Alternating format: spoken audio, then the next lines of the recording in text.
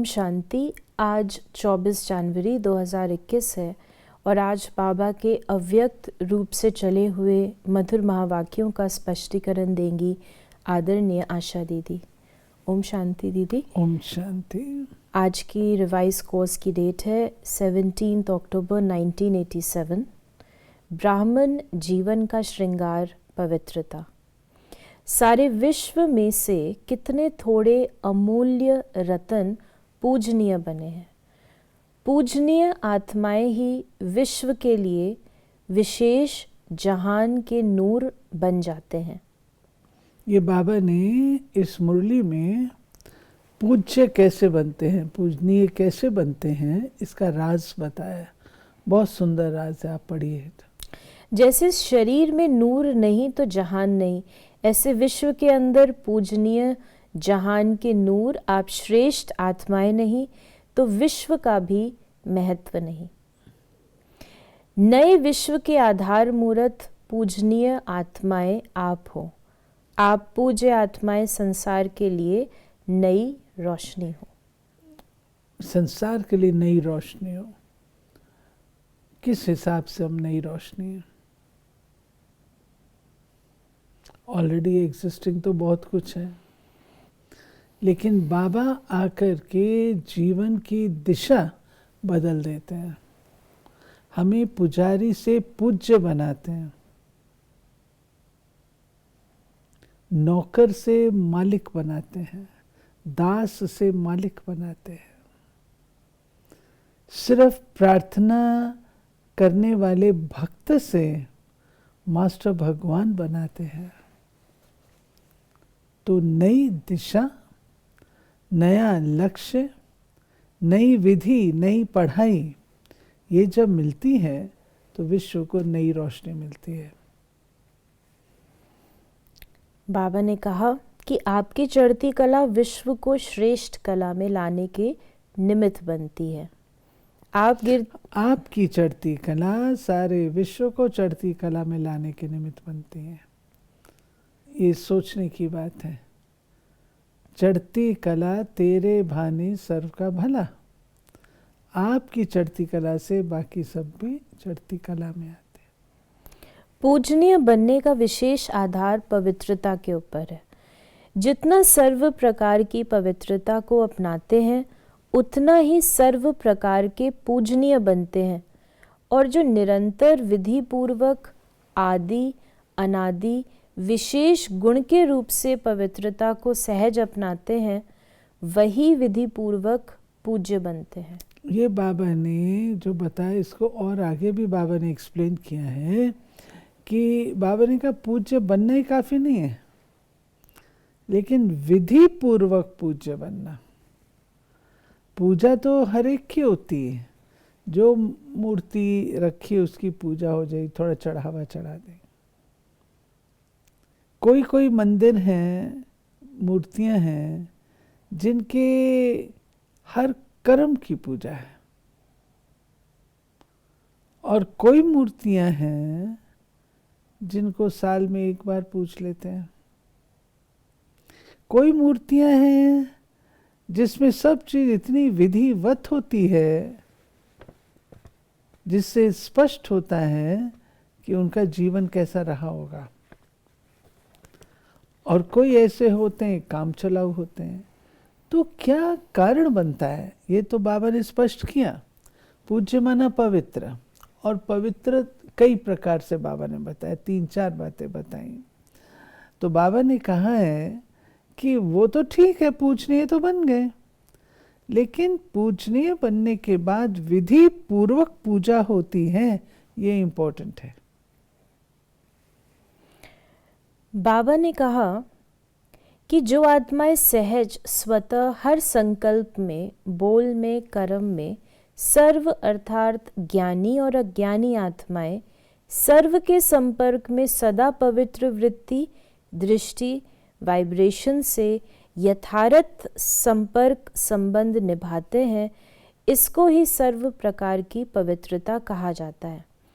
मानो स्वप्न में भी ब्रह्मचर्य खंडित होता, वह किसी आत्मा के प्रति किसी भी प्रकार की ईर्ष्या व आवेश के वश कर्म होता या बोल निकलता, क्रोध के अंश रूप में भी व्यवहार होता, तो इसको भी पवित्रता का खंडन माना जाएगा।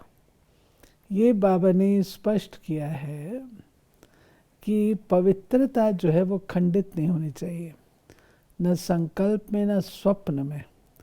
अगर खंडित होती है तो वो पूजनीय नहीं हो सकती। बाबा ने बड़ा इंटरेस्टिंग बोला है आगे चल के कि वो मूर्तियाँ तो होंगी, लेकिन वो मूर्तियाँ म्यूज़ियम में रखी जाएंगी। खंडित मूर्तियाँ, उनकी पूजा नहीं होगी। उनको जाके लोग देख लेंगे, लेकिन पूजा नहीं होगी। जो अच्छी मूर्तियाँ हैं उनकी पूजा होती है। जिनका कभी पवित्रता का व्रत खंडित नहीं हुआ, उनकी पूजा होती है, वो मंदिरों में रखी जाती है। बाबा ने कहा मन वाणी कर्म, कर्म में संबंध संपर्क आ जाता है, और स्वप्न में भी पवित्रता, इसको कहते हैं संपूर्ण पवित्रता। बाबा ने कहा कि उनको सोचना नहीं पड़ेगा, लेकिन पवित्रता की धारणा स्वतः ही यथार्थ संकल्प, बोल, कर्म और स्वप्न लाती है। यथार्थ अर्थात एक तो युक्तियुक्त, दूसरा यथार्थ अर्थात हर संकल्प में अर्थ होगा, बिना अर्थ नहीं होगा। ऐसे नहीं कि ऐसे बोल दिया, निकल गया, हो गया। कंट्रोल्ड होगा, हर चीज रेगुलेटेड होगा, डिसिप्लिन होगा, जहाँ प्योरिटी होगी। मन वाणी कर्म स्वप्न संकल्प, बाबा ने जो कहा वो कायदे अनुसार होगा, बेकायदे नहीं होगा।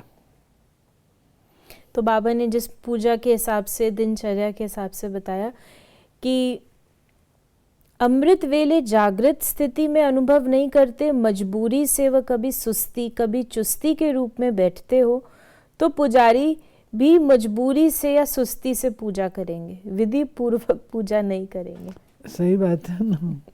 हमने विधि पूर्वक अगर नहीं अपना संगम का स्वरूप बनाया तो पुजारी बेचारा क्या करेगा।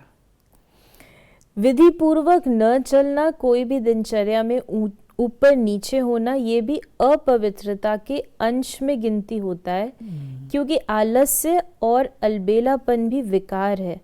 जो यथार्थ कर्म नहीं है वो विकार है। कितना बाबा ने स्पष्ट किया है विकार की नई परिभाषा। जो यथार्थ कर्म नहीं है वो भी विकार है। ब्राह्मण जीवन में क्या करते हो? ब्राह्मण जीवन अर्थात मौजों की जीवन। तो बाबा ने कहा कि मौज मस्ती में थकावट नहीं होती, अथक बन जाता है। अगर पूजनीय मूर्तियाँ यहाँ आलस और अलबेलेपन में होंगी तो उनके जो पुजारी होंगे वो भी सवेरे उबासी देते हुए उठेंगे और बड़ी मुसीबत से जाएंगे मंदिर में खोलने के लिए द्वार। मुसीबत होगी, उनको झुटके लेंगे और ऐसे ही वो भी झाड़ू लगाई ना लगाई, साफ किया ना किया, ऐसे ही करके आ जाएंगे, क्योंकि हमने अपना संगम ऐसा बिताया। आगे चल कर के बाबा ने कहा है, जो अभी बात आपने कही, मौज की जीवन, ये मौज की जीवन है। मौज के ना खुशी की जीवन है। बाबा जो इतना हम बच्चों को ज्ञान धन देता है, खुशियाँ देता है, खजाने देता है, उसको एंजॉय करने की जीवन है। अगर अभी भी हम मौज की जीवन में ना रहे तो फिर कब रहेंगे। फिर बाबा ने कहा हाथ पकड़ेंगे तब तो साथ चलेंगे, हाथ में हाथ मिलाना अर्थात समान बनना। बाबा ने कहा ऐसे उंगली पकड़ना इसको नहीं कहा जाता। हाथ पकड़ने से, हाथ से हाथ मिलाना माना बाप समान बनना। सदा हर कर्म में विधि पूर्वक कर्म करने वाले सिद्धि स्वरूप आत्माओं को, सदा हर समय पवित्रता के श्रृंगार में सजी हुई विशेष आत्माओं को बाप दादा का स्नेह संपन्न याद प्यार स्वीकार हो। फिर बाबा पार्टियों से मुलाकात करते हुए, विश्व में सबसे ज़्यादा श्रेष्ठ भाग्यवान अपने को समझते हो? भाग्यवान के पास तन मन धन जन सब कुछ होता है। श्रेष्ठ भाग्य अर्थात अप्राप्त कोई वस्तु नहीं। ये बाबा ने कहा श्रेष्ठ भाग्य अर्थात उनको कभी भी अप्राप्ति का अनुभव नहीं होगा। दुनिया दुख में चिल्ला रही है और आप सुख के संसार में हो, सुख के झूले में झूल रहे हो। कितना अंतर है। मन में शांति मिली तो शांति मन की विशेषता है, और धन में इतनी शक्ति आई जो दाल रोटी 36 प्रकार के समान अनुभव हो। ईश्वरीय याद में दाल रोटी भी कितनी श्रेष्ठ लगती है। दुनिया के 36 प्रकार हो और आपकी दाल रोटी हो तो श्रेष्ठ क्या लगेगा। दाल रोटी अच्छी है ना, क्योंकि प्रसाद है ना। जब भोजन ये बाबा ने संगम युग पर जो यज्ञ का महत्व है वो बताया, और जो प्राप्ति स्वरूप स्थिति है वो बताए। आप देखेंगे जब आप बहुत खुश होते हैं तो आपका कुछ खाने का मन ही नहीं करता है। क्यों? ऑटोमेटिकली आप अंदर से संतुष्ट हैं, खुश हैं। और जब आप असंतुष्ट हैं, स्ट्रेस में हैं, ओवर ईटिंग भी हो जाती है, तो बाबा कहते हैं ये यज्ञ है, और ये यज्ञ ईश्वरीय यज्ञ है। शिव बाबा ने हमें क्या नहीं दिया। जो बाबा ने कहा मौज में रहना, अगर हम अपने उस स्वरूप में रहते हैं, मौज में रहते हैं, तो फिर चाहे दाल रोटी हो, चाहे 36 प्रकार के व्यंजन हो, हमें कोई फर्क नहीं पड़ता। दाल रोटी हमको 36 प्रकार के व्यंजनों से ज़्यादा मीठी लगेगी। क्यों? वो यज्ञ प्रसाद है। बाबा उस बात का महत्व बता रहे हैं। जब भोजन बनाते हो तो याद में बनाते हो, याद में खाते हो तो प्रसाद हो गया। प्रसाद का महत्व होता है। आप सभी रोज़ प्रसाद खाते हो। प्रसाद में कितनी शक्ति होती है। तो तन मन धन सभी में शक्ति आ गई। इसलिए कहते हैं अप्राप्त नहीं कोई वस्तु ब्राह्मणों के खजाने में। तो सदा इन प्राप्तियों को सामने रख खुश रहो, हर्षित रहो। अच्छा, आज का वरदान है कर्म द्वारा गुणों का दान करने वाले डबल लाइट फरिश्ता भव। जो बच्चे कर्मणा द्वारा गुणों का दान करते हैं, उनकी चलन और चेहरा दोनों ही फरिश्ते की तरह दिखाई देते हैं। बाबा ने महत्व बताया दान। जितना हम गुणों का दान देंगे, उतना अटेंशन हमारा अपने ऊपर रहेगा। और अपने ऊपर अटेंशन रहना माना सदा व्यवस्थित रहना, अपनी स्थिति में रहना। तो एक फरिश्ता नजर आएंगे। वे डबल लाइट अर्थात प्रकाश में और हल्केपन की अनुभूति करते हैं। उन्हें कोई भी बोझ महसूस नहीं होता है। हर कर्म में मदद की महसूसता होती है, जैसे कोई शक्ति चला रही है। हर कर्म द्वारा महादानी बनने के कारण उन्हें सर्व की आशीर्वाद व सर्व के वरदानों की प्राप्ति का अनुभव होता है। ये बाबा ने फरिश्ते की स्थिति बताई, फरिश्ता कैसा होता है। स्लोगन है सेवा में सफलता का सितारा बनो, कमजोर नहीं। सेवा में सफलता का सितारा बनो, कमजोर नहीं। हम सफलता के सितारे हैं, ये भी तो हमको बुद्धि में रहना चाहिए ना।